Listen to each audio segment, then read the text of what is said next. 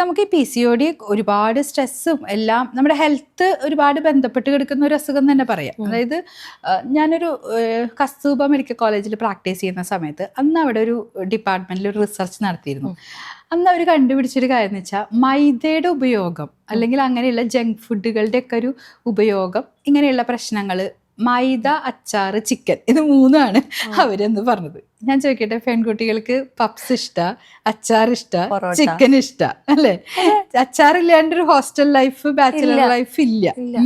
മിച്ചറിന്റെ കൂടി ലഡുവിന്റെ കൂടി അച്ചാർ കൂട്ടി കഴിക്കും. അപ്പൊ അങ്ങനെ അച്ചാർ നല്ലതല്ല എന്നല്ല. അപ്പൊ എന്താ വെച്ചാൽ നമ്മുടെ ഹെൽത്ത്, നമ്മൾ എന്ത് ഭക്ഷണം കഴിക്കുന്നു അത് ഭയങ്കര ഇമ്പോർട്ടൻ്റാ. നമ്മൾ കഴിക്കുന്ന ഭക്ഷണത്തിൽ നിന്ന് കിട്ടുന്ന ഓരോ നമ്മുടെ ശരീരത്തിന് വേണ്ട കാര്യങ്ങൾ. അപ്പോൾ PCOD പ്രോപ്പറായിട്ട്, ഞാൻ മെഡിക്കൽ ഡോക്ടർ അല്ല, പക്ഷേ PCODക്ക് മെൻ്റൽ ഹെൽത്ത്, എക്സസൈസ്, ദെൻ ഡോക്ടറുടെ സപ്പോർട്ട്, ഇത് മൂന്നും കൃത്യമായിട്ട് ചെയ്ത് കഴിഞ്ഞാൽ മാറ്റം വരും. ഈ സ്ട്രെസ് കൊണ്ട് ഇപ്പം നമുക്ക് ഹിപ്നോസിസ് ഒക്കെ ചെയ്തിട്ട് നമ്മുടെ സ്ട്രെസ് കുറേ മാറ്റാമല്ലോ. ആവശ്യമില്ലാത്ത സ്ട്രെസ് വലിയൊരു ഫാക്ടറാണ് ഇത് വരുന്നതിന്.